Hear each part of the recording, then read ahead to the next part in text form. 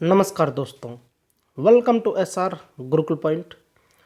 प्यारे दोस्तों, RRB Gorakhpur level 2 की सेकंड डीवी के रिगार्डिंग ये आपका वीडियो है, जिसके अंदर फर्स्ट डीवी आपकी हो चुकी है। तो फर्स्ट डीवी में कितने एब्सेंट हुए हैं उसका डेटा यहाँ पर ऑफिशियल तो नहीं आया, लेकिन अनऑफिशियल यहाँ पर आ गया है। तो हम इस वीडियो में चर्चा करेंगे कि कितने की यहाँ पर सेकंड लिस्ट आ सकती है और कट ऑफ अंदाजन कितनी कम हो सकती है, कौन सी कैटेगरी में कितने कैंडिडेट बुलाए जा सकते हैं, डिटेल में चर्चा करेंगे।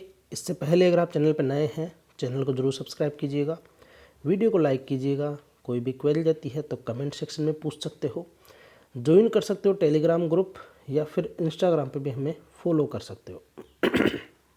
मैं लक्ष्मण आपका स्वागत करता हूं एक नए वीडियो में। तो देखिए फ्रेंड्स, सबसे पहली बात, आपका जब लेवल 2 का रिज़ल्ट आया था गोरखपुर का, 401 कैंडिडेट को यहाँ पर बुलाया गया था।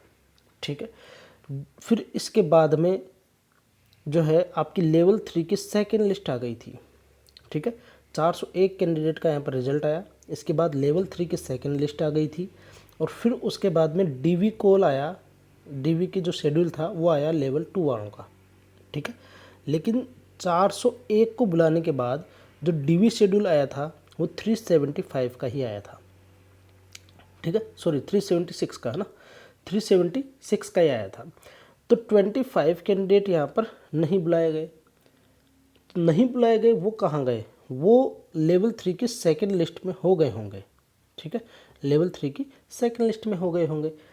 तो हुआ ये कि 376 ही बुलाए गए, तो 25 कैंडिडेट तो यहीं पे कम बुला लिए गए, पहली चीज़। और अब तक जो देखा है हमने कि जो डीवी फर्स्ट डीवी जो लेवल 2 की थी, इसमें 76 कैंडिडेट एब्सेंट बताए जा रहे हैं तकरीबन। ठीक है, 76 कैंडिडेट एब्सेंट बताए जा रहे हैं तकरीबन। तो जब यहाँ पे आप देखते हो तो 101 जो है कैंडिडेट, इस अकॉर्डिंग यहाँ पे अभी भी खाली हैं सीटें, 101 सीटें। ठीक है, 101 सीटें यहाँ पे खाली दिखाई दे रही हैं अभी भी। फिर उसके बाद में आगे देखोगे तो अब सेकेंड डीवी की बात करें कि सेकेंड डीवी के अंदर कितने कैंडिडेट यहाँ पर बुलाए जा सकते हैं। तो देखो, मिनिमम टू मिनिमम 75 कैंडिडेट तो बुलाएंगे, ये डेफिनेट है। और मैक्स टू मैक्स लग रहा है कि 95 कैंडिडेट बुला सकते हैं। अगर वो 25 कैंडिडेट, क्योंकि रोल नंबर हमने मैच किए नहीं, तो एक बार आप मैच कर लीजिएगा कि लेवल 3 के सेकेंड डीवी वाले जो भी रोल नंबर हैं वो सारे के सारे लेवल 2 की जो डीवी आई थी उसमें चेक कर लेना। अगर वहाँ पे कुछ रोल नंबर मैच हो रहे हैं तो फिर कंफर्म है कि लेवल 3 के वो सेकेंड डीवी में चले गए हैं 25 कैंडिडेट। अगर ऐसा हुआ है तब तो डेफिनेट है कि यहाँ पे 90 से 95 की लिस्ट आएगी, और अगर ऐसा नहीं है तो 75 तक ही लिस्ट आपकी आएगी। तो जहाँ तक हमें लग रहा है तो ऐसी चीज़ें हैं, तो आप चिंता ना करें, 90 से 95 की लिस्ट आनी चाहिए। अब कैटेगरी वाइज बात कर लेते हैं। जनरल की आपकी जो है 25 to 30 की यहाँ पे लिस्ट आनी चाहिए, जनरल की 25 से 30 की। वहीं पे ओबीसी की भी जो है आपकी आराम से वही 25 से 30 की लिस्ट आनी चाहिए, ओबीसी की भी। ठीक है, फिर बात करते हैं आपकी ईडब्ल्यूएस की। तो ईडब्ल्यूएस की आपकी जो है 5 से 8 की यहाँ पर कैंडिडेट की लिस्ट आनी चाहिए। एससी की जो है 8 से 10 की लिस्ट आ सकती है, और एसटी की जो है वो 3 से लेकर 5 की लिस्ट आ सकती है। ठीक है, ये हमने बता दिया है आपको। अब बात करते हैं कट ऑफ कितनी कम हो सकती है।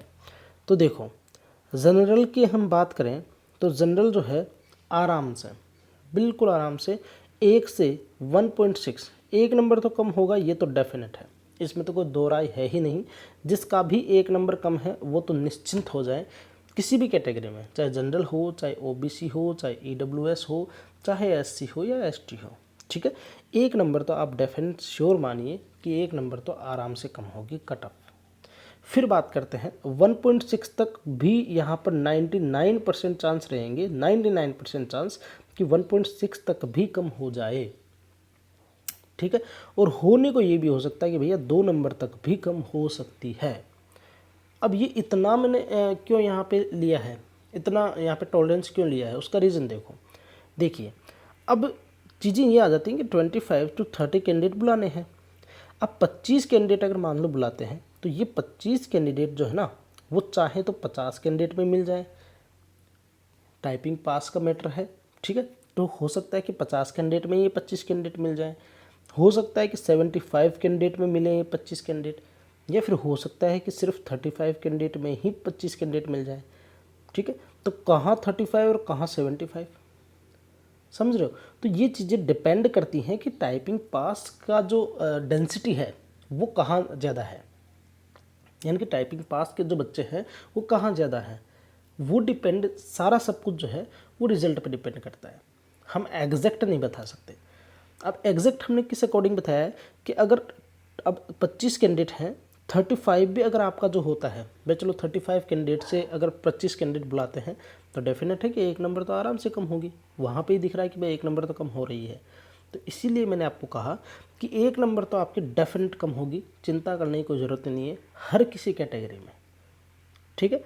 तो ये इस वजह से मैंने इतना यहाँ पे आपको बताया कि 1 से 2 नंबर तक आपकी कट ऑफ जनरल की कम हो सकती है, ठीक है। क्योंकि कैटेगरी शिफ्टिंग भी नहीं होती है, कैटेगरी शिफ्टिंग होती नहीं है, इस वजह से जो है जनरल की यहाँ पर 1 से 2 नंबर तक आपकी कट ऑफ कम होने को देखने को मिलेगी। बात करते हैं ओबीसी की। ओबीसी की बात करते हैं। ओबीसी में आपको पता है कि कैटेगरी शिफ्टिंग होगी नहीं, ओबीसी के कैंडिडेट्स की डेंसिटी बहुत ज़्यादा होती है। मैंने बताया कि आपको 25 से 30 कैंडिडेट यहाँ पे बुलाए जा सकते हैं।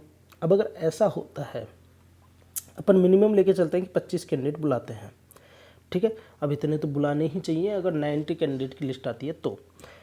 अब 25 कैंडिडेट अगर यहाँ पे बुलाते हैं तो यहाँ पर भी आराम से एक नंबर तो डाउन होगी। वो तो मैंने आपको शुरू में बता दिया कि हर किसी कैटेगरी में एक नंबर तो डाउन होगी, उसमें तो कुछ सोचना ही नहीं है। और ये आराम से 1.6 तक भी जाने की पूरी उम्मीदें हैं, 99% उम्मीदें हैं कि 1.6 जिसके कम है उसका भी सिलेक्शन हो जाएगा, ठीक है। बाकी श्योरिटी ये है कि 1.33 तक तो आराम से हो ही जाएगी डाउन।